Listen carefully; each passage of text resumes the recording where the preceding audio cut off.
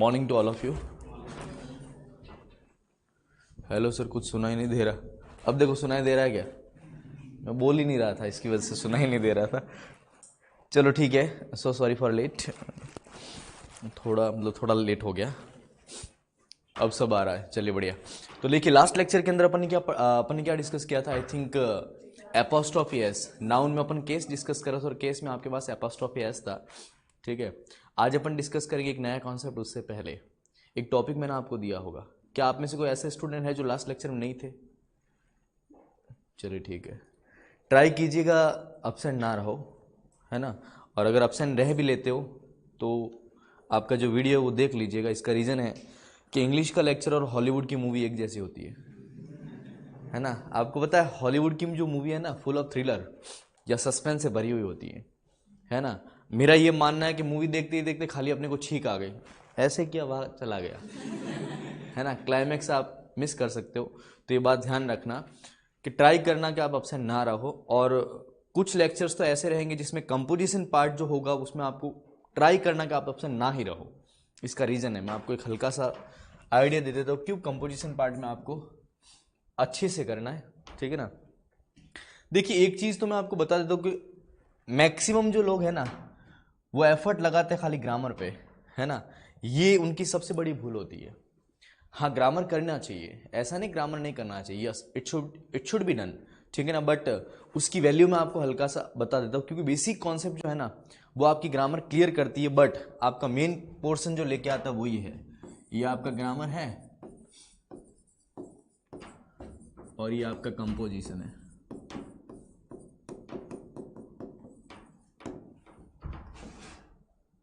तो जो reading skill मैं आपको देता हूँ ना उसके पीछे कोई ना कोई मेरा पर्पज़ है ना। वो पर्पज़ आज आपको शायद समझ में ना आए बट एक पर्टिकुलर टाइम के बाद आपको आइडिया हो जाएगा कि अपन ये क्यों करते हैं, है ना। अब देखना कंपोजिशन में क्या आता है। देखो एक आता है आरसी। आरसी की वैल्यू कितनी होती है पता है? प्रीलिम्स के अंदर या तो 10 मार्क्स, मैक्सिमम मिनिमम 7 मार्क्स, और मेंस के अंदर आता है ये 15 से 20 मार्क्स का। पार्ट किसका है? कंपोजिशन का। दूसरा होता है क्लोज टेस्ट, है ना। आपके एग्जाम में इसकी वैल्यू या तो 5 मार्क्स या फिर 10 मार्क्स, है ना। फिर बात करते हैं अपन पैराजम्बल की। आपके एग्जाम में इसकी वैल्यू अगेन 5 मार्क्स, है ना, प्रीलिम्स हो या मेंस। और फिर जाते हैं अपन फीलर्स की। आपके एग्जाम में इसकी वैल्यू है 5 मार्क्स, है ना। खाली प्रीलिम्स को काउंट करना, है ना, फिर भी क्लियर हो जाएगा। वोकैबुलरी माटे बेस्ट वे कौन सा है डेली बेस पर, अभी बताते हैं वैभव। ठीक है, ग्रामर की अब में अगर अपन बात करें तो एक होता है आपका एरर और दूसरा आता है फ्रेज रिप्लेसमेंट। अब देखो और इसकी वैल्यू देखना, 5 मार्क्स, 10 मार्क्स, 5 मार्क्स। अब बताओ इंपॉर्टेंट क्या? फैसला आपके हाथ में, पढ़ना क्या है। ठीक है, तो इंपॉर्टेंट है कंपोजिशन, है ना। तो अभी अगर मैं कहना ये चाह रहा हूँ ग्रामर आपके बेसिक कॉन्सेप्ट्स को क्लियर करवाता है, ठीक है ना। उसको इग्नोर करना कहीं ना कहीं गलत होगा, ठीक है ना। बट आपको जो मेन एम्फेसाइज करना है वो हमेशा कंपोजिशन पार्ट पे ज्यादा करना है ना। क्योंकि मैंने ऐसा देखा है कि कुछ लोग तो ऐसे होते हैं जो प्रीलिम्स के अंदर पैसेज को छोड़ देते हैं। कुछ लोग ऐसे भी देखे मैंने। अब 10 मार्क्स का पैसेज, 30 मार्क्स की तुम्हारी पूरी इंग्लिश है और 10 मार्क्स का अकेला पैसेज आ रहा है, मतलब 1/3 पार्ट आ रहा है। क्या ये छोड़ने जैसा है? कभी नहीं, नेवर, ठीक है ना। अब क्यों छोड़ रहे हैं इसके पीछे कुछ रीजन है जो मैं जब आरसी करवाऊंगा तो मैं आपको बताऊंगा कि इसको कैसे किया जा सकता है ना। वैभव मैंने कहा वोकैबुलरी के लिए अगर आप चाहो तो द हिंदू की जो वर्ड्स आते हैं रेगुलर वो पढ़ सकते हो, है ना। एक स्टूडेंट ने मेरे से कल एक सवाल किया कि सर द हिंदू के तो इतने सारे वर्ड्स है, हम कितने करें। तो मैंने कहा एडिटोरियल पढ़ते रहना, वर्ड्स करते रहना। एक दिन ऐसा आएगा कि जो भी वर्ड्स तुम्हारे पास लिखे होंगे तुम्हें लगेगा तो रिपीट हो रखा है, ये तो मैंने देखा हुआ है, बस वही उसकी लिमिट है। क्योंकि उस टाइम तुम्हारी कॉमन वॉकैब पूरी हो जाएगी। और जैसे जैसे आपको लगेगा कि आप जब कर रहे हो तो करते टाइम आप जब कॉमन वॉकैब तक पहुंच गए, इसका मतलब ये हुआ कि आपको कॉमन वॉकैब आपने कवर कर ली है पूरी। और ये ऑन द स्पॉट नहीं होगा, इट विल टेक टाइम। क्योंकि कॉमन वोकैब जो होती है उनकी भी एक अपनी लिमिट है ना। एकदम से तो नहीं होगा। आप सोचोगे कि बहुत सारे वर्ड आप पढ़ते रहना, बिलीव कीजिएगा आप पढ़ते रहना और एक दिन ऐसा भी आएगा कि आपको जब आप वोकैब पोर्शन देखोगे ना आपको लगेगा ये भी आता है, ये भी आता है, ये भी आता है, ये भी आता है, बस मतलब तुम्हारी कॉमन वोकैब पूरी हो गई। इट डजंट मीन कि you have to read dictionary, इसका ये मतलब कभी नहीं होता। बस तुम्हें द हिंदू की कॉमन वोकैब करनी है, और करने का तरीका मैंने आपको बता दिया। अगर तुम निमोनिक से कर पाते हो तो that is the best way, है ना। और अगर नॉर्मली तुम्हें याद रहता है, एक स्टूडेंट मेरे से कल कह रही थी कि सर मेरे को नॉर्मली याद रह जाता है, तो मुझे आपसे कोई प्रॉब्लम नहीं, जरूर नहीं कि जो तरीका मैं बता रहा हूं उसको फॉलो करो, हाँ, लेकिन जो तरीका मैं बता रहा हूं उस तरीके पे मैं चला हुआ हूं, इसलिए वो तरीका मैं तुम्हारे सामने रख रहा हूं कि इससे मुझे याद रहता है ना। मुझे आपका आइडिया नहीं है। द हिंदू में फी एप्लीकेशन में आता है या सब्सक्रिप्शन लेना पड़ता है? द हिंदू में अगर कुछ ना हो तो सुनो, टेलीग्राम के बहुत सारे ग्रुप होते हैं, ठीक है ना, उसमें आप ऐड हो सकते हो, और उसमें आपका पूरा द हिंदू जो है वो फ्री में मिलता है। डोंट वरी, सब्सक्रिप्शन लेने की जरूरत नहीं है। 1100-1200 रुपये लगेंगे आई थिंक ईयरली, ठीक है, तो नो नीड टू पे, आप सीधा कर सकते हो टेलीग्राम से, वहां से आपका हो जाएगा, है ना। कोई भी टेलीग्राम का चैनल देखना, उससे आपको मिल जाएगा। और बहुत सारे वर्ड्स आजकल तो टेलीग्राम पे पूरा मतलब एट्रोल देते विद वोकैब, तो आप वहीं से वहां से भी कर सकते हो, है ना। तो ये बात ध्यान रखिएगा, जब तक वर्ड्स कॉमन ना दिखे तब तक करते रहना, है ना। आपका सिलेक्शन भी हो जाएगा, आप जॉब पे भी चले जाओगे, आपको पता ही नहीं चलेगा कि इंग्लिश कब इंप्रूव हो गई, है ना। बट रखिएगा धीरज, ऐसा ना बहुत सारे स्टूडेंट है सर से हो नहीं रहा, तुम कर रहे हो क्या? तुम नहीं कर रहे इसलिए हो नहीं रहा ना, तुम कर रहे होते तो होता, सीधी सी बात है। तो दिस इज द रीजन कि अपने पास कई बार अपन ऐसी दिक्कत में आता है कि अपने को लगता है कि यार नहीं मेरे से इंग्लिश नहीं होता, और ये र्यूमर है आपके दिमाग में, है ना। ऐसा कुछ नहीं होता, यू कैन, आप आराम से इंग्लिश को कर सकते हो। इंग्लिश कोई बड़ा ऐसे तोप नहीं है, तो एफर्ट्स थोड़े डालोगे तो होगा। कोई भी सब्जेक्ट हो, कोई भी चीज हो, you have to put efforts. उसके बिना अगर आप सोचते हो कि मेरे से हो जाएगा तो आप गलत सोचते हो, है ना। बिना कर्म भाग्य साथ नहीं देता, ये ध्यान रखना। चलते आगे, तो मैंने आपसे कहा कि आपका मेन पोर्शन कंपोजिशन, और दिस इज द रीजन कि मैं आपको क्या करवाता हूँ, रीडिंग स्किल पे फोकस करवाता हूँ, है ना। और रीडिंग स्किल पे फोकस करवाने का मेरा पहले का नजरिया अलग था, न्यूज़पेपर पढ़ो, है ना, या फिर नॉवेल पढ़ो। मैंने इसको फिजिबल नहीं पाया, ये मैंने आपको लास्ट लेक्चर में बता ही दिया है, और इसकी वजह से मैंने कहा कि अपन टॉपिक जरूर पढ़ेंगे। ऑनलाइन जो स्टूडेंट्स है वो टॉपिक जरूर पढ़ेंगे, ठीक है ना। आप यह बताओ, अच्छी बात नहीं पता बताओ, मुझे कोई दिक्कत नहीं, यू हैव टू रीड। अच्छा, एक स्टूडेंट ने मेरे से पूछा कि सर टॉपिक कहाँ से पढ़ना है ना। तो इसका मैं आपको हल्का सा आइडिया दे देता हूं कि टॉपिक कहां से पढ़ना है, ठीक है। देखो, जब आपके पास सीधी सी बात है, आज के टाइम में इंटरनेट एक्सेस सबके पास है ना। तो जैसे आप जाओगे अपने पास आपका गूगल क्रोम या फिर जो भी है जो आप यूज कर रहे हो, ठीक है ना, कुछ नहीं करना है, इसके अंदर आपको सर्च करना है जो भी टॉपिक मैं देता हूं। जैसे मैंने टॉपिक दिया, एक टॉपिक है चाइल्ड लेबर सपोज, और चाइल्ड लेबर क्यों ले रहा हूं, ईएसआईसी के अंदर मेंस के अंदर ये डिस्क्रिप्टिव के अंदर पूछा गया था, इसकी वजह से इस टॉपिक को मैंने लिया। एक बात ध्यान रखना, जो टॉपिक में ले रहा हूं उनका पास्ट में कोई रिलेशन आपके एग्जाम से है। मैं ऐसे ही नहीं दे रहा कि मुझे मजा आ रहा आज वाटर क्राइसिस करके आ जाओ, ये मेरी तरफ से नहीं है, ये आपके एग्जाम की मांग है, उसकी वजह से मैं तुम्हें देता हूं, ठीक है। जैसे मैंने दे दिया आपका चाइल्ड लेबर, तो ये चाइल्ड लेबर मैंने सीधा सा लिख दिया, देख लो इतना फेमस है ना। अब देखो पहला लिंक तुम्हें कौन सा मिलेगा, विकीपीडिया, पहला link, best link I must say. इसका रीजन है कि इसकी लैंग्वेज बहुत आसान होगी, आप पढ़ना नॉर्मली भी पढ़ोगे तो तुम्हें समझ में आएगा, है ना। अब सुनो, सपोज मुझे लगता है कि चलो ठीक है विकीपीडिया इज ओके, और कोई सर जिसकी इंग्लिश अच्छी है ना, और वो लगता है कि उनको लगता है कि सर मुझे थोड़ा और लेवल बढ़ाना है, तो मैं और कौन सा पढ़ सकता हूँ। देखना इसमें अलग अलग लिंक आते हैं, ये देखो पहला लिंक है यूनिसेफ का, बेस्ट लिंक है क्योंकि ये इंटरनेशनल ऑर्गेनाइजेशन है, पढ़ा जा सकता है, इसकी लैंग्वेज अच्छी होगी, है ना। छोड़ो, फिर देखो ILO, international labour organisation, ILO, इसकी भी अच्छी होगी क्योंकि ये भी इंटरनेशनल ऑर्गेनाइजेशन है। फिर आ जाओ, वीडियो कोई नहीं देखेगा, है ना, पता चला वीडियो क्लिक करिए दिख रहा, लो सर लगा देते हैं, है ना, ऐसा नहीं। देखो फिर क्या है, ये छोड़ो, सरल स्टडी छोड़ो, कोई बात, बाईजूस वगैरह छोड़ो, इनसाइट कोई दिक्कत नहीं, विकीपीडिया, ठीक है, बस हो गया ना।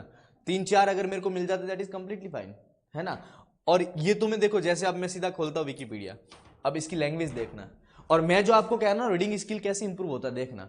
जैसे सपोज आपके पास ये आपका दे रखा है ना, इसने लिखा child labour efforts to the exploitation of the children through any way of work that deprives children of their childhood, interfere with their ability to attend regular school and is mentally, physically, socially and morally harmful। अब देखो suppose ये पूरा sentence है, इसमें एक word हो सकता है जो तुम्हें नहीं आए, है ना, बट सेंटेंस को देखो तुम्हें पता चल जाएगा इसका मीनिंग क्या होता है। एक्सप्लोइटेशन का मीनिंग होता है शोषण करना किसी का, है ना, जो क्या करे, डिप्राइव करे, कम करे, किसकी, चाइल्डहुड को, इंटरफेयर विद देयर एबिलिटी, है ना, जो स्कूल अटेंड ना करने दे, मेंटली, फिजिकली और सोशली और मॉरली क्या करे, उसको हार्म पहुंचाए, उसी को क्या बोलते हैं, चाइल्ड लेबर बोलते हैं। लैंग्वेज कितनी आसान है ना, कोई भी समझ लेता है। बिल्कुल ये वैसी लैंग्वेज जैसे बचपन में आप स्टोरी पढ़ते थे, है ना, आराम से समझ में आएगी। और जब तुम्हें लगे कि मेरा ये लेवल तो क्लियर है, अब तुम इसका लिंक बदल दो, क्योंकि विकिपीडिया बेस्ट लिंक है, लैंग्वेज बहुत आसान है। और आज के टाइम में इंग्लिश में प्रॉब्लम जो फेस करते हैं स्टूडेंट, लैंग्वेज में फेस करते हैं कि उसकी लैंग्वेज टफ है, सर समझ में नहीं आता, वर्ड्स बहुत बारी बार कम है ना। तो ये दिक्कत एक्चुअल में फेस करता है। तो अभी भी अगर आप पढ़ने की हैबिट रखते हो तो पढ़ने की हैबिट ऐसी रखो। जो भी टॉपिक दे रहा हूं मेरा पर्पस कहीं ना कहीं रीडिंग स्किल को इंप्रूव करवाना है। नए नए वर्ड्स आपको हर बार दिखेंगे, बहुत सारे वर्ड्स आपको नए नए दिखेंगे। जैसे जैसे करते जाओगे वैसे वैसे ये चीजें अच्छी होती जाएगी, ये ध्यान रखना।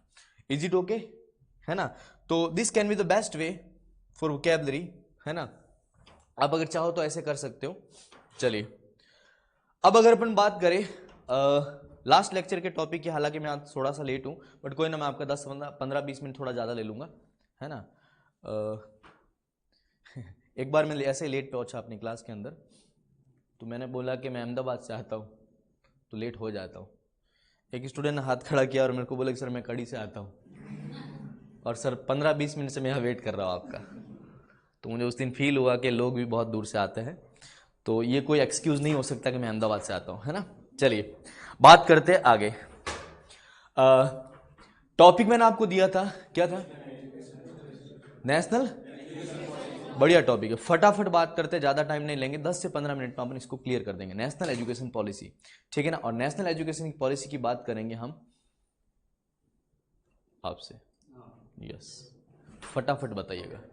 Sir, in 2019, committee headed by Mr. K. Kasturandan Very good. submitted report on the education committee, draft report. It is right now officially known as a draft national education report. It is yet to be implemented, and it is running a pilot basis on the Karnataka as well as the Andhra Pradesh. Now, there are certain. I think it has been implemented in MP also. I'm not sure. Yeah. Okay. That's my mistake. Where I go? Sorry to interrupt you. You can continue. So these are the basic tenets of that education policy. That earlier in India we had a world-class universities. Okay. That is the Takshila, that is then Vikramshila, Walbin Gujarat. So the basic tenets of that, the cultural aspects has to be inculcated in the children. Okay. So there are certain points in that. There is increasing the basic numeracy and literacy. Secondly, that is the increasing the gross enrollment ratio. Then the integration of technology with the current demands. Okay. And last, it's a multilingual focusing on the multilingualism. Okay. And last point is that it's implementation. How we are going to implement entire policy, because there has to be certain steps to implement a policy. Okay. Because only having a best policy, it's not good for the society. Okay. So how they are supposed to implement? Let me come on that, because there are certain in 96, as said by you, it was earlier amended in 1996, and the point was that it's a 10+2 pedagogy or curriculum method. So shifting from 10+2 to 5+3+3+4, that is change here.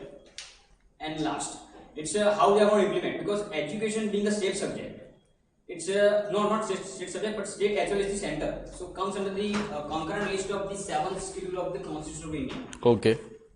So implementing that, the state and center will go in hand. So they are wanted to strengthen the Central Advisory Board Committee, that is CAB, for that implementation. Okay. And in 1986, the committee also submitted that the GDP expenditure from the state has to be at least 6% of the GDP. Okay. That's supposed to invest in education. But we were right now, as per the economic report of the 1718, it is only 4.43%. So government Is it 4.43% or 2 or 3%? I think. It's a 4.43. Okay. I have clarification from Okay. the, Not an issue. Okay. Draft policy. That's right. So they are committed to implement that. The 6 point, we will be a 6 point. We will there reach up to 6%. They, for the same purpose, they redesignated the Ministry of HRD as the Ministry of Education, which is now headed by Mr. Dharmendra Pradhan. Okay. And the entire policy will be implemented throughout fully in operational basis on the decade of the 2030 to 40. 2030-40, in that decade it will be fully operationalized. They are planning to implement it in before 20, 30 or 40 it is okay. So what are there are certain challenges for the same that policy, because finding the competent teachers is not an easy task. So that is also challenge, and some sort of that is some states are also opposing that, because India is a diverse country. So that central government is imposing certain languages on that. That is Sanskrit, which is still controversial in southern Indian state or northern Indian states. So Okay. there are certain challenges over there, and still under pipeline. They are also inviting comments from the stakeholders to enhance the policy. Okay, is it okay? Yeah. चलिए, तो he tried his best to explain each and everything, ठीक है ना. I hope आपको समझ में आया होगा कि क्या कहना चाह रहे, ठीक है ना. एक स्टूडेंट ने बोला, शेखर ने क्या बोला, NEP 2020 will help to achieve SDG 4 which is to ensure inclusive equitable equality education and to promote life long learning opportunity for all. देखो, एक दो स्टूडेंट्स और बात करते फटाफट, है ना, फिर अपन चल लेंगे आगे. मैम आपने कुछ पढ़ा है? पढ़ बताए. आपको लास्ट लेक्चर मैंने पूछा था? नहीं पूछा, चलिए बोलिए. National education policy was form by government of India અને એણે હાયર એજ્યુકેશન અને એને કવર કરવા માટે ગ્રામીણ અને રૂરલ બંનેમાં अर्बन एंड रूरल बनने में इक्वल एजुकेशन को रखने का सोचा है. बट आज के टाइम में भी आपने एक चीज नोटिस की, अर्बन का बंदा पढ़ा हुआ और रूरल का पढ़ा हुआ, उसमें रात और दिन का फर्क होता है ना. ये चीज आपको फील होती होगी अगर आप गांव से बिलोंग करते हो और जब यहाँ आते हो तो आपको लगता है कि अच्छा है ना, मतलब कहीं ना कहीं ऐसा लगता, लेवल आपका अच्छा होता है वहां पे भी, है ना, you are doing your best, but फिर भी जब यहाँ आते हो तो अपने को लगता है कि यार समथिंग इज डिफरेंट, है ना, कुछ अलग इसमें है, ऐसा लगता है. First education policy 1968 1968 Indira Gandhi की सरकार थी, है ना, उन्होंने पहले अमेंड की थी. उसके बाद में 1986 राजीव गांधी, उसके बाद में 1992 P नरसिम्हा राव, है ना, और फिर हुई अभी 2020 के अंदर 29 जुलाई 2020 आज उसकी एनिवर्सरी होगी, है ना, सेकेंड एनिवर्सरी. चलिए 1968 માં ત્યારે 10+2 હતી અને અત્યારે 5+3+3+4. बढ़िया. અને આ નેશનલ એજ્યુકેશનમાં અત્યારે 5th સુધી મધર ટંગમાં સ્ટડી હોય છે, પછી મધર ટંગમાં અને કોઈ પણ 3 લેંગ્વેજ કમ્પલસરી શીખવાની હોય છે. એમાં 2 रीजनल होंगी और एक फॉरेन लैंग्वेज होगी, ठीक है. 2 रीजनल में जैसे सपोज कोई गुजराती लेता है, कोई मराठी लेता है, यस यू कैन. इंडिया की कोई भी 2 रीजनल लैंग्वेज होनी चाहिए और एक होनी चाहिए कौन सी, फॉरेन लैंग्वेज. यस. અત્યારની જે નેશનલ એજ્યુકેશન પોલિસી એનું HRD મિનિસ્ટર હતા ડોક્ટર રમેશ પોખરિયા. बराबर. चलिए आ जाइए, फटाफट कंक्लूड करता हूँ मैं. और कोई बोलना चाहेगा अपनी तरफ से? एनीवन? क्योंकि मेरे पास इतना टाइम नहीं, फटाफट मैं कंक्लूड कर देता हूँ. आ जाइए. देखिए अभी तक की जो पॉलिसी, हालांकि इन दोनों ने बहुत अच्छे से एक्सप्लेन किया, ठीक है ना. आई होप आपने भी पढ़ा ही होगा, ठीक है. मैं आपको थोड़ा सा क्लियर कर लेता हूँ कि एक्चुअल में अभी की अगर अपन बात करें तो फॉर्मेट ऐसा है 5+3+3+4. ये जो 5 है इसको बांटा गया है 2 पोर्शन में, 3 और 2, है ना. ये जो एजुकेशन होगी nursery, senior KG, junior KG, है ना, हो गया. और ये होगा 12, मतलब यहाँ तक सेकंड में आएगा बंदा, इसके बाद में यहाँ तक 5th में आएगा, यहाँ तक आएगा 8th में, और यहाँ तक आएगा 12th में. यहाँ से उसकी 12th क्या हो जाएगी, क्लियर. इनका अलग अलग नाम भी दे रखा है. ये फाउंडेशन लेवल है ना, ये प्रिपेरेटरी लेवल है, ये जो है आपके पास मिडल है, और ये आपके पास कौन सा है, सेकेंडरी लेवल है. ये फॉर्मेट इन्होंने रखा है. कुछ चीज़ें इन्होंने अलग करने की कोशिश की है. एक तो इन्होंने ट्राई किया वोकेशनल ट्रेनिंग देने की 6th स्टैंडर्ड से, है ना. ये कॉन्सेप्ट एक्चुअल में आई थिंक एक स्टूडेंट बता रहा था जर्मनी से लिया गया है. जर्मनी में वोकेशनल ट्रेनिंग चलती है, और होगा क्या कि कुछ टाइम स्कूल के अंदर 10 या 12 डेज नो बैग डेज होगा. नो बैग डेज में आपको बैग लेके नहीं जाना, और उस टाइम पीरियड में आपको क्या किया जाएगा, वोकेशनल ट्रेनिंग दी जाएगी, है ना. आज के टाइम में दिक्कत पता है क्या आती है, सपोज एक बंदा 10th 12th ग्रेजुएशन करके जब किसी कंपनी में जॉब करने जाता है तो ग्रेजुएशन में जो पढ़ा होता है वो वहाँ काम नहीं लगता. ये आपने देखा होगा. बाहर जाता है और उसको अलग से ट्रेनिंग दी जाती है. अब सवाल ये आता है कि जब तुम पढ़ लिख के जा रहे हो फिर भी तुम्हें ट्रेनिंग की जरूरत पड़ रही है ना, क्योंकि वहां का अपने को जो पढ़ाया जाता है और एक्चुअल में जो वहां होता है वो दोनों में रात और दिन का फर्क होता है ना. इसकी वजह से ऐसा हो रहा है. तो अभी अगर ऐसा इनका ये मानना है कि अगर 10 12 करने के बाद भी अगर कोई बंदा छोड़ देता है तो ऐसा ना हो कि वो बेरोजगार हो जाए, है ना, किसी को प्लम्बिंग अच्छी लगती है, किसी को कारपेंट्री अच्छी लगती है, किसी को कुछ अच्छा लगता है, जो अच्छा लगता है अपने पसंद का वो क्या कर सकता है, वोकेशन ले सकता है। तो ये चीज़ इन्होंने कंपलसरी की है। फिर फॉरेन लैंग्वेज का कॉन्सेप्ट है 9th के बाद, 2 रीजनल और 1 फॉरेन। 5वीं तक की एजुकेशन जो है वो रीजनल लैंग्वेज में हो सकती है, थोपा नहीं जाएगा। बट इसमें अगर पेरेंट चाहे तो इंग्लिश में डाल सकते हैं, कोई गलती मतलब कोई ऐसा दिक्कत नहीं है।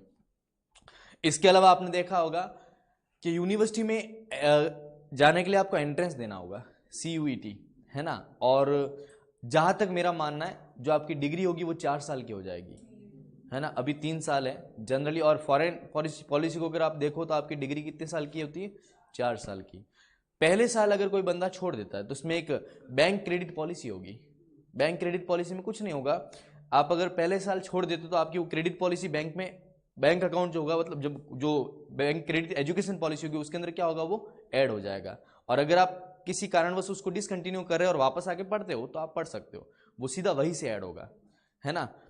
पहले साल अगर आप छोड़ लेते हो तो आपको सर्टिफिकेट मिलेगा, दूसरे साल छोड़ते हो तो आपको डिप्लोमा मिलेगा, और तीसरे और 4th साल में आपको डिग्री मिल जाएगी, है ना। ये अभी की एजुकेशन पॉलिसी है, जहाँ तक मुझे लगता है ठीक है। बट दिक्कत इसमें ये है कि एजुकेशन पॉलिसी बहुत मतलब टाइम बाद में अमेंड हुई है ना। ऑलमोस्ट आप देख लो 1992 अगर आप देखो तो 8 साल वो और 2, 30 साल के आसपास का ड्यूरेशन हो गया होगा, है ना। और उसके बाद में ये चीज़ अभी हो रही है। और मुझे ये लगता है कि एजुकेशन जो है ना वो उसको हर बार कुछ टाइम बाद में इसको चेंज कर लेना चाहिए, क्योंकि पॉलिसी टाइम के रिक्वायरमेंट के साथ चेंज होनी चाहिए, ये जरूरी है ना। इसके अलावा इन्होंने जो पॉइंट बताया मैं बता देता हूँ कि जीडीपी का जो 2 से 3% का जो हिस्सा था ना, वो एक्चुअल में एजुकेशन में खर्च अब तक किया जाता था, है ना। बट अभी की गवर्नमेंट ने ऐसा सोचा है कि हम क्या करेंगे, इसको 6% तक इन्वेस्ट करेंगे। और आपको बता दूं कि जीडीपी का जितना भी अमाउंट है उसमें मैक्सिमम जो खर्चा होता है वो डिफेंस पे होता है इंडिया में, आज के टाइम में अगर आप देखो तो ये पूरा का पूरा आपके पास नेशनल एजुकेशन पॉलिसी था, जिसके अंदर बहुत सारी बातें, हो सकता है अभी भी कुछ बातें क्लियर ना हुई हो, बट इसके अंदर सारी बातें इसी प्रकार की है। अच्छा, इस टॉपिक को मैंने क्यों लिया था, बिकॉज मैं एक एग्जाम के अंदर आई थिंक एक क्वेश्चन आया था RTE का, राइट टू एजुकेशन, है ना। और राइट टू एजुकेशन में कहीं ना कहीं बहुत सारी चीज़ें इसके अंदर, तो क्लोज टेस्ट बना था राइट टू एजुकेशन के ऊपर, ठीक है ना। So this was the reason कि मैंने आपको इस टॉपिक को दिया था। चलते हैं आगे। क्या लास्ट लेक्चर में वर्ड्स करवाए थे? यस। क्या सीरीज चल रही थी? गैमी रूट था। Gamy related to what? Marriage. बढ़िया। आप मुझे बताओ फिलोगैमिस्ट क्या होता है? One who loves marriage. Misogamist? One who hates marriage. Bigamist? Polygamist? 2 से ज्यादा। छोड़ो। निमोनिक पे कितने, कौन सा सीरीज चल रहा था आपका? रैंडम थे? चलो कुछ वर्ड्स पूछता हूं, है किसी के पास लिखे हुए? अच्छा, ये सीरीज है, ओके। डिलीजेंट का मीनिंग क्या होता है? डिलीजेंट का मीनिंग होता है हार्ड वर्किंग। और इंडिजेंट का मीनिंग? गरीब को बोलते हैं, है ना। आप बताओ मोरोज क्या होता है? सैड। सिनोनिम बताओ। ग्लूमी। सिनोनिम बताओ। उदास को और क्या बोल सकते हैं? मोरोज हो गया। चलो ठीक है, आप देख लेना, सिनोनिम भी देखते रहना। बैरन, ऐसी कोई जगह जहां पे कुछ नहीं होता, इनफर्टाइल या बंजर, है ना। अच्छा, डॉक्ट्रिन क्या होता है? प्रिंसिपल्स। उसका सिनोनिम बताओ। Very good, canon. आप बताओ वर्डेंट क्या होता है? ग्रीनरी। चलो ठीक है। फ्लक्स क्या होता है? चेंज। तो आज अपने काम करेंगे, सुनो फटाफट, आज रूट नहीं करेंगे, है ना। देखो सुनो, अपन ऐसा अगर हुआ तो अपने काम करेंगे, एक दिन रूट करेंगे, एक दिन अपन निमोनिक करेंगे, है ना, तुम्हारा काम हो जाएगा। तो आज अपने काम करते हैं, निमोनिक पे कुछ वर्ड मैं आपके लिए ले रहा हूं, है ना। और निमोनिक में जो वर्ड्स आपके लिए है वो ऐसे है। लास्ट वर्ड कौन सा था? डॉक्ट्रिन। चलो ठीक है। आज का पहला वर्ड, द वर्ड इज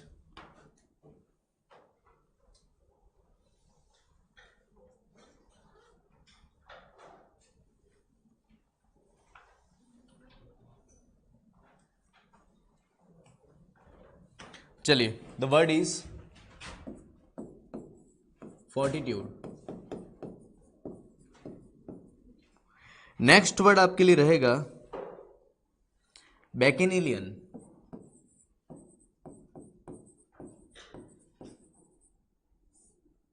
बैकेनिलियन। इसके बाद का वर्ड आपके पास रहेगा इवेंसेंट। इसके बाद का वर्ड आपके लिए रहेगा वेटरन, बहुत कॉमन वर्ड है। इसके बाद का वर्ड रहेगा स्लेंडर। नेक्स्ट वर्ड आपके पास रहेगा वेग, और वेग से मुझे एक वर्ड याद आता विविड। विविड बड़ा अच्छा वर्ड है। इसके बाद का वर्ड हो जाएगा एलाय। मीनिंग बोलो। साथी, फ्रेंड, मेट। सेलुब्रियस,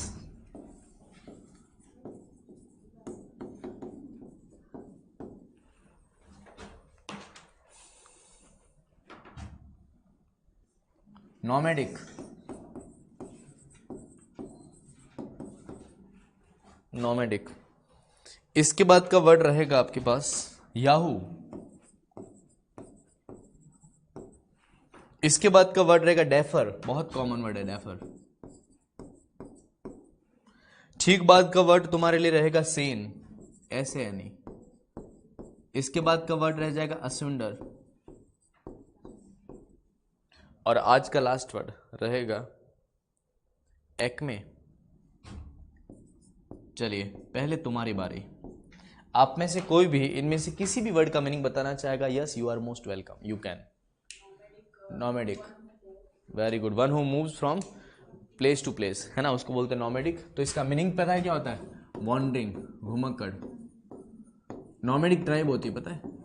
घुमक्कड़ जो प्रजाति होती है ना, एक दूसरे से, एक जगह से दूसरे का मूव करे, उसको नॉमेडिक बोलते हैं, ध्यान रखना। और चले, डिफर नहीं, हाँ, पोस्टपोन करना किसी चीज को। वुड, आप जो बोल रहे DIFFER होता है, ये DEFER है, डेफर। SBI का एग्जाम जब डिले हुआ तो उसमें स्पष्ट ये नोटिफिकेशन में यही था, your exam will be deferred, ये वर्ड आता है, ध्यान रखना। तो डेफर का मीनिंग होता है टू पोस्टपोन, कैंसिल करना या डिले करना। कैंसिल करना नहीं कह सकते, डिले करना। ओके, और चले, एम्बिग्यूअस, वेरी गुड। वेग का मीनिंग होता है नॉट क्लियर, एम्बिग्यूअस जो स्पष्ट ना हो, क्लियर ना हो, है ना। विविड इसका ठीक उल्टा होता है ना, something that is very clear, है ना। Very good. सेन का मीनिंग होता है वाइस, है ना। इसका उल्टा क्या होता है? इनसेन, मूर्ख को बोलते, ध्यान रखना। और चले, असंडर अपार्ट, वेरी गुड।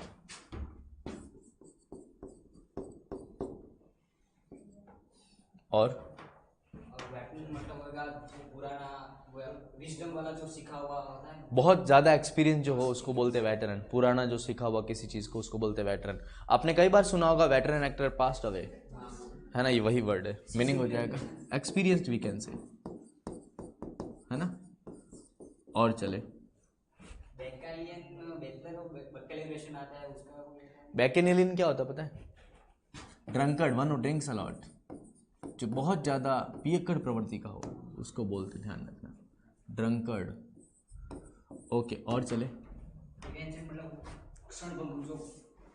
बहुत जल्दी मतलब खत्म हो जाए, इसको बोलते क्षणिक, जो कम टाइम तक रिले रहे, स्पॉन्टेनियस कहा जा सकता है इसको, है ना। इसका एग्जैक्ट मीनिंग होता है शॉर्ट लिविंग, क्षणिक। और चले,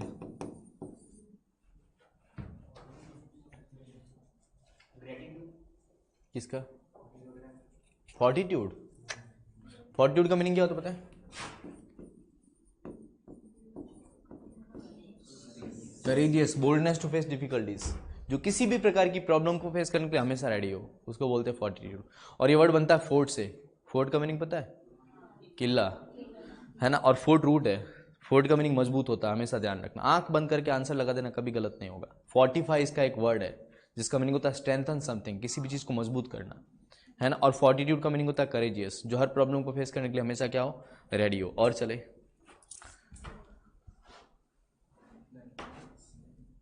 और कोई? बस लुट गई। स्लेंडर नहीं, स्लेंडर का मीनिंग होता है टू क्रिटिसाइज, किसी की निंदा करना, आलोचना करना। और चले, बस करवा दो, चलिए आ जाइए। सेलुब्रियस का मीनिंग होता है healthy, healthy place to live, you can say healthy, we can say. Yahoo बहुत कॉमन वर्ड है, याहू एक सर्च इंजन भी है, मीनिंग पता है?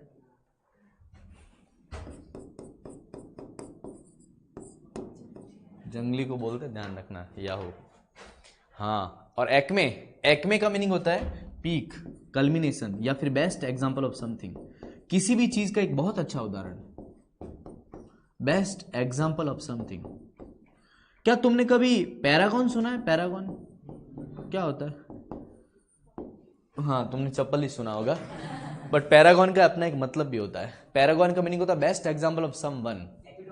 हाँ, एपिटॉम कहा जा सकता है, बेस्ट एग्जांपल ऑफ समवन, किसी चीज का एक बहुत अच्छा तो उदाहरण होता है ना। जैसे आइडियल पर्सन, आदर्श व्यक्ति हो कि बस ये बंदा है, उसको बोलते हैं पैरागॉन, ध्यान रखना। तो I am writing here Paragon also. Paragon का मीनिंग होता है आइडियल पर्सन या फिर बेस्ट एग्जांपल ऑफ समवन। ये समथिंग है और ये समवन है, ध्यान रखना, आइडियल पर्सन। क्या मेरी बात क्लियर? चले आगे। आइडियल पर्सन तो बनाते हैं इनके कीवर्ड्स फटाफट, निमोनिक बनाते हैं, है ना। चलिए बात करते हैं पहले वर्ड की। वर्ड दे रखा फोर्टिट्यूड, मीनिंग होता है करेजियस। कोई कीवर्ड 3 से 4 लेक्चर के बाद में कीवर्ड आप खुद बनाओगे, ये टैलेंट आपके अंदर आ जाना चाहिए, है ना। फोर्ट बना ले। एक स्टूडेंट ने बोला कि सर एटीट्यूड और फोर्ट, जिसका एटीट्यूड कैसा हो, फोर्ट जैसा हो, फोर्ट मतलब मजबूत, है ना, तो उसको बोलते हैं फोर्टिट्यूड। हो जाएगा। बैकेनेलियन मीनिंग होता है drunkard, one who drinks a lot. क्या? हाँ, इसमें देखो वर्ड है बच्चन, है ना। बच्चन की एक मूवी है, पता है कौन सी? शराबी, जिसके अंदर इनको कैसा बता रखा है, ड्रंकर्ड बता रखा है। हो जाएगा। इवेंसेंट क्या?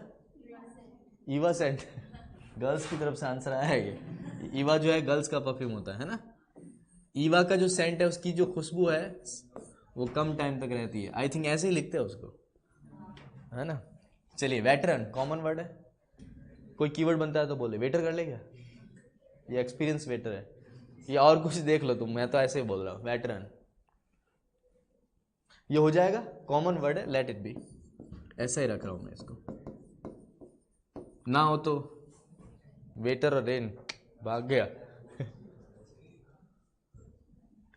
एक्सपीरियंस्ड। चलो स्लेंडर, किसी की आलोचना करना। एक स्टूडेंट ने इसका कीवर्ड क्या बनाया था? सिलेंडर। गवर्नमेंट ने सिलेंडर की रेट बढ़ा ली, इसलिए लोग क्या कर रहे हैं? आलोचना कर रहे हैं, सिलेंडर कर रहे हैं। चलिए वेग, इसका कीवर्ड वेग ही बना लो ना। हवा का वेग बहुत तेज था, इसलिए कुछ दिखाई नहीं दे रहा था, नॉट क्लियर, अस्पष्ट, है ना। क्या तुमने कभी वोग सुना है? वोग क्या होता है? VOGUE। जो ऑनलाइन शॉपिंग करता है उसको उस वर्ड का मीनिंग पता होगा। वोग, वोग बोलते हैं लेटेस्ट फैशन को, जो मार्केट में नई नई आई उसको वोग बोलते हैं। और वोग नाम की एक मैगजीन भी आती है। विविड का मीनिंग होता है क्लियर। ये बताओ क्या? बताओ, कुछ बना है क्या? बोले क्या? विविड का क्या आता है? फिल्टर आता है। इंस्टाग्राम पे आता है। विविड ही कर लो तुम, फोन में आता है विविड फिल्टर लो, मुझे पता ही नहीं था। चलो आ जाओ। सेलुब्रियस, हेल्दी को बोलते हैं। सल्लू कर ले क्या? सल्लू, सल्लू, सलमान भाई, है ना। चलो nomadic, nomadic type common word है, फिर भी बोल रहे कर सकते तो करो। एक स्टूडेंट ने बनाया था मोदी, मैंने कहा एसोसिएट कैसे करोगे? उसने बोला स्टूडेंट कर लेंगे सर, आप खाली बता देना। मैंने कहा ठीक है। याहू, शमी कपूर का एक सॉन्ग है ना, याहू चाहे कोई मुझे जंगली कहे, तो जंगली इसका क्या मीनिंग होता है? क्लियर है। डेफर, ये बताओ, पोस्टपोन करना, टालना। डेफर क्या? क्या इसका केवल डफर बना? डफर क्या क्या होता है? फरी गियो। चलो ठीक है, डफर कर लो या फिर फरी गियो, है ना। क्या कुछ बन रहा है क्या? कुछ कीवर्ड्स तो अंदर ही बनते हैं, है ना, वो बाहर निकाले नहीं जा सकते। अच्छा, सेन, देखो मैंने तो इसको याद किया इंसेन से, इंसेन का उल्टा है, लेकिन एक स्टूडेंट ने इसका कीवर्ड ये भी बनाया था, साणे। साणा वर्ड सुना है ना, बहुत साणा है, तो महाराष्ट्र में चलता है ये वर्ड बहुत कॉमनली। असंडर विनिंग हो जाएगा आपके पास, अपार्ट। सुंदर कर ले क्या, सुंदर लोग कैसे होते हैं, अलग हो जाएगा। एक स्टूडेंट ने बनाया था सुंदरलाल, मैंने कहा ये कौन है, कि जेठालाल का साला, ये भी अलग है, समथिंग डिफरेंट। एक्मे, क्या इसका कीवर्ड लैक्मे बनाते? लैक्मे एक अच्छा एग्जांपल है किसका, ब्यूटी प्रोडक्ट का, देखो बेस्ट एग्जांपल ऑफ समथिंग। और लास्ट वर्ड है पैरागॉन, हो जाएगा ना, पैरागॉन चप्पलें आती है, इंडिया के जितने भी आइडल पर्सन है क्या करते हैं, पैरागॉन की चप्पलें पहनते हैं, एसोसिएट कर लेना, है ना। तो ये है अपने सारे वर्ड जिनको अगर आप चाहो तो इन तरीकों से याद रख सकते हो। Is it okay to all? चले आगे, चलते आज के कॉन्सेप्ट की तरफ। जो भी मैं करवा रहा हूं नोट्स आप अपने हिसाब से बनाते रहना, है ना। चलिए बात करते आगे, आज का कॉन्सेप्ट समझ लीजिएगा, आज अपन पढ़ेंगे क्या। देखो अभी तक जो अपन ने पढ़ा उसके अंदर नाउन का केस था, है ना। आज मैं आपको ले जाऊंगा नाउन नंबर की तरफ। क्या ले जाऊंगा? नाउन नंबर की तरफ। चलिए आ जाइए। So we were discussing noun, और नाउन के अंदर अपन क्या पढ़ रहे हैं? नंबर। और नाउन नंबर के बेस पे कितने प्रकार के होते हैं? दो। कौन कौन से? सिंगुलर और कौन सा? प्लूरल। सिंगुलर से मेरा मतलब क्या होगा? एक वचन या फिर एक, है ना। और प्लूरल से मेरा मतलब क्या होगा? दो, एक से ज्यादा, जो भी होगा उसको अपन प्लूरल बोलेंगे। कोई दिक्कत नहीं। अब सुनो, सिंगुलर से प्लूरल जाने का जो कॉन्सेप्ट है ना, आपको पता है कोई भी नाउन सिंगुलर से प्लूरल कैसे बनता है? हाँ, उसके साथ एस या ईएस लगता है। ये बचपन में हमें पढ़ाया गया है ना। लेकिन क्या ये पूरा सही है? पूरा सही नहीं है। तो इस पूरे को सही करने के लिए अपन एक काम करेंगे, मैं आपका एक हल्का सा टेस्ट लूंगा। टेस्ट कैसा होगा? आता on the spot, don't worry. ऐसा भारी टेस्ट नहीं है, आधे घंटे तक चलेगा, कौन देगा, नहीं। 5 मिनट का टेस्ट होगा। क्या? सुनो, मैं लिखूंगा नाउन का सिंगुलर फॉर्म, और तुम्हें उसका क्या बनाना है? प्लूरल बनाना है ना। मेरा ये मानना है क्लास के अंदर लिखने की एक्टिविटी होनी चाहिए। तुम खाली देखते रहोगे तो फिर मुझे लगेगा तुम इतना अच्छे से क्यों देख रहे हो मुझे, ठीक है। तो ये एक्टिविटी अपन करते थोड़ा सा, है ना। मैं लिखूंगा सिंगुलर, आपको क्या बनाना है? उसका प्लूरल। Is it okay? चलिए आ जाइए।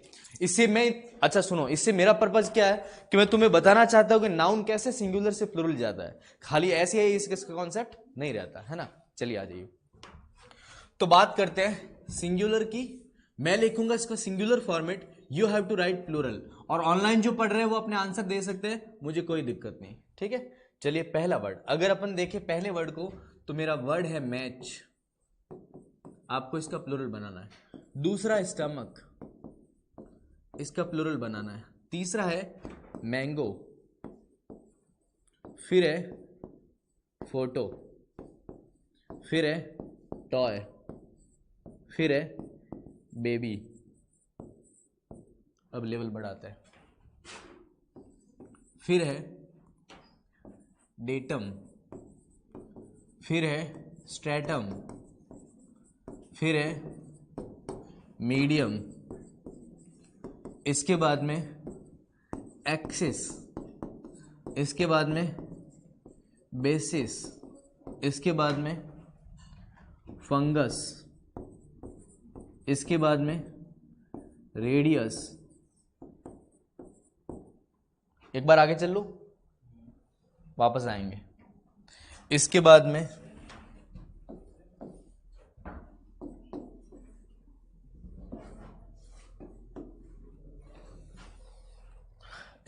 अपन लेते हैं फिनोमिनन,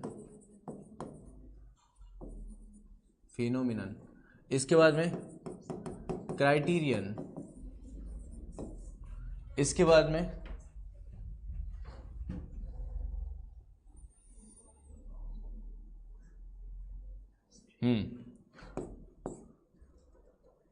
टूथ, फुट, गूज, इसके बाद में मैन, इसके बाद में वुमन, इसके बाद में चाइल्ड,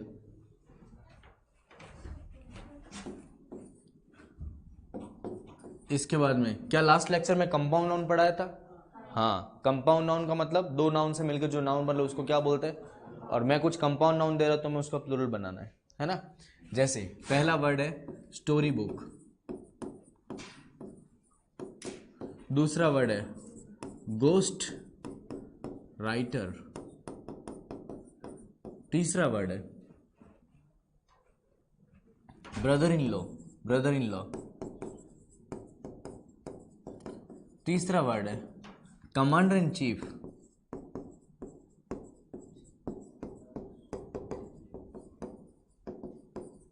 और नेक्स्ट वर्ड है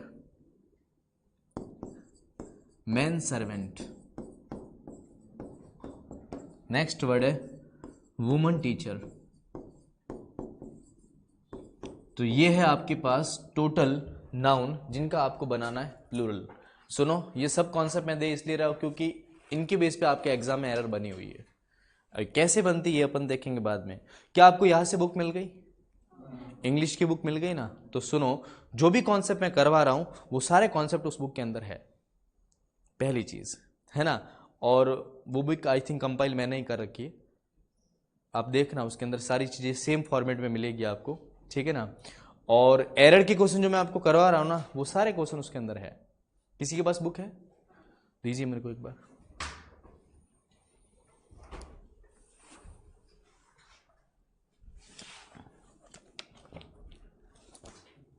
यस, सारा मटेरियल जो ये बना रखा है आप देखोगे तो इसके अंदर ऑलमोस्ट सारी की सारी चीजें है ना।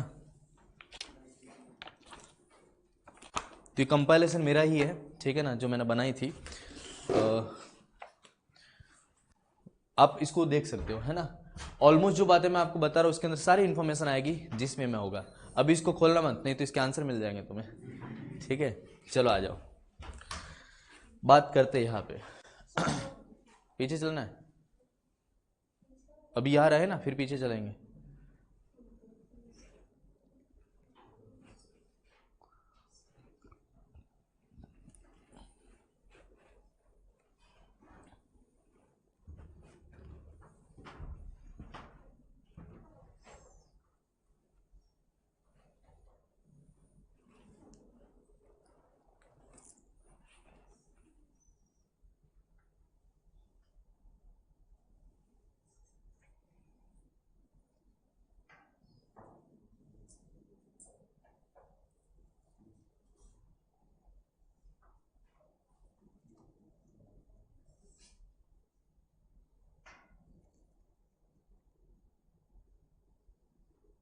चले, किसी का अगर इसमें रह गया तो फटाफट देख लो।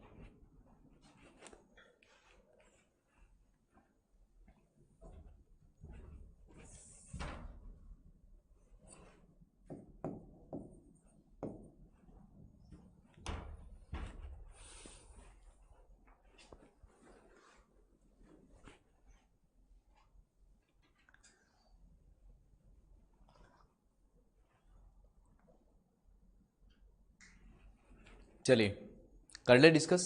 आ जाइए, देखते हैं आपने सिंगुलर का प्लूरल कैसे बनाया है। पहला वर्ड है मैच, क्या होगा? जनरली कोई भी सिंगुलर से जब प्लूरल जाता है तो उसके साथ ऐसे क्या लगता है? ईएस लगता है। तो जैसे इसमें मैच है तो आंसर क्या बनेगा? मैचेस, ईएस लगा। चलिए ठीक है, दूसरा बताओ तो प्लूरल क्या बनेगा? स्टमक्स। ध्यान रखना इसमें सीएच दे रखा है ना, उसकी वजह से ईएस लगा है। उसके पहले क्या है? कॉन्सोनेंट है। इसमें देखना मैच है, इससे पहले एक वॉवेल है, हालांकि उसमें जाएगा किसमें? एक्सेप्शन केस में जाएगा। इसका आंसर बनेगा स्टमक्स।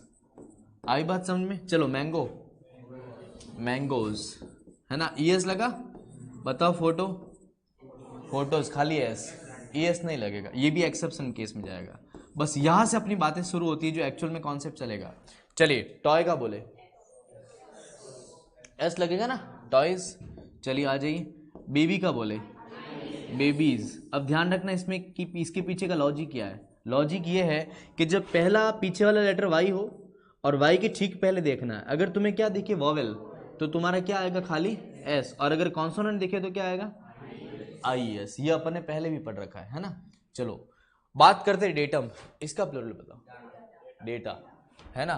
तो डेटा जो वर्ड है वो एक्चुअल में प्लूरल वर्ड है और वो सिंगुलर इसका क्या होता है डेटम होता है। तो एक बात ध्यान रखना, जब किसी भी वर्ड के पीछे यू एम लगे तो वो क्या बन जाता है ए बन जाता है, ध्यान रखना। तो डेटम का क्या बनेगा डेटा, स्ट्रेटम का क्या बनेगा स्ट्रेटा है ना, मीडियम का क्या बनेगा मीडिया। आई बात समझ में।